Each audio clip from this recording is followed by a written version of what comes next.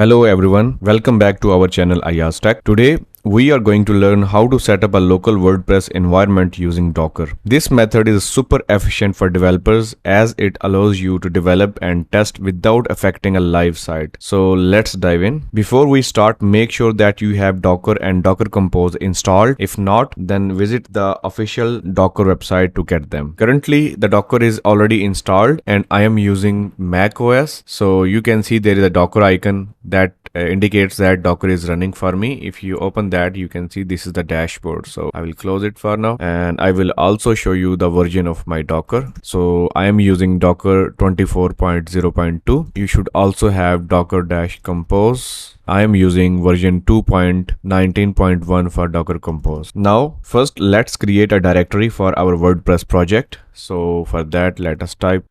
Now open this folder in your favorite editor. I would be using VS Code. So let's open it in the VS Code. Now we will create our docker-compose.yaml file, which will define both our WordPress and MySQL services.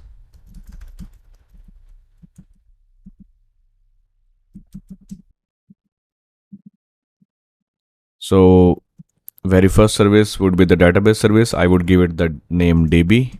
And the second service would be the WordPress. You can give it any name, it does not matter. And at the end, we need to create volumes as well.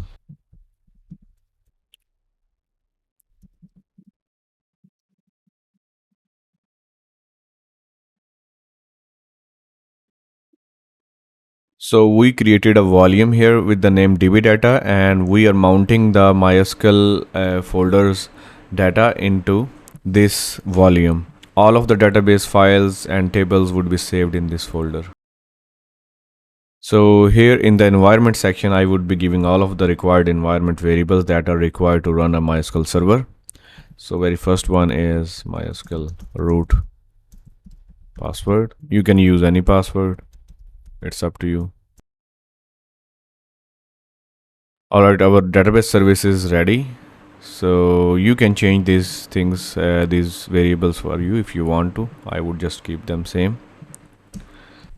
Now I'm creating that WordPress service that depends on the database service, and then I will specify the image. So it is going to pick the latest image of the WordPress from the Docker Hub. So here I have specified the port. So WordPress would be running on port 80 inside the container, but we would be accessing it that WordPress on our local machine at the port 8000. You can use a different port as well. It does not matter. So if that port is available, you can simply use it. Now I will specify environment variables for this one. So first name is WordPress. By the way, if you want to see how to find out that which variables are required and which are possible to pass, if you want to see all of those information, you can just open the Docker Hub, and from there you can find all of that kind of information. For example, if you open the MySQL image, open it, scroll down, and here you should find all of those variables. So you can see these are all of the possible environment variables that you can use. You can see that we have root password, database, and all of others. You can try them if you want to. And now let's look at the WordPress container image. So if you scroll down, you will find all of the examples and all of the documentation that you can use and follow, and all of the options you can find here. So you can see these are all of the possible environment variables that you can try if you want to. So now let's write the compulsory environment variables that we need. So here we need to specify the DB host, as both of these services are running under the same Docker Compose. So that's mean you can easily access any service inside that cluster by using the name of the service. So the name of service is DB, and mention the port where you want to access something. So I want to access MySQL at this port because I know that MySQL is running at 3306 port. Now we will add other environment variables, DB user.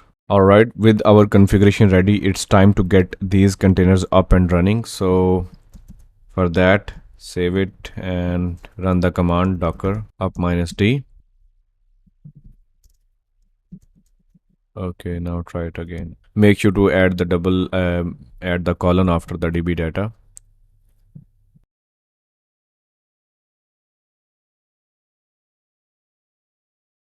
So open the browser and run the application on this port. So for that, type localhost 8004. We made a little mistake here. This is incorrect DB name, so fix it and run it again. All right, now reload it. You will see that it is now showing this screen. You need to select the language and give the site title, give it the username and the password. You can use whatever you prefer. Install the WordPress. All right, now you can log in by using your credentials. Type the username and password, press enter, and now you can access your WordPress. But wait, what if you want to access WordPress files, themes, or plugins? That's very simple. We just need to map the wp-content directory from the container to our local machine. So for that, add a volume section in our WordPress service and type ./wp-content :var www/html/wp-content.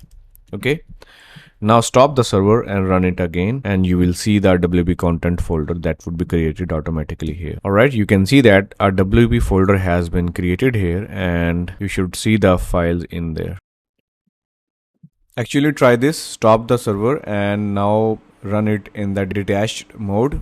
And once it is running in the detached mode, you need to stop the service. After it is down, you can start it again in detached mode, and this time you will see all of the files are created. All right, now you can see that we have the WP content visible, and you can see all of the folders in it, like plugins, themes, and things like that. So you can very easily customize these files, and you can make changes, and you can create your own themes. So to stop your services, it is simple and easy. Just type the command Docker Compose and down, and that would stop the services. And that's it, a local WordPress environment setup using Docker. If you found this tutorial helpful, then please give it a thumbs up and don't forget to subscribe for more tech tutorials. Until next time, happy coding.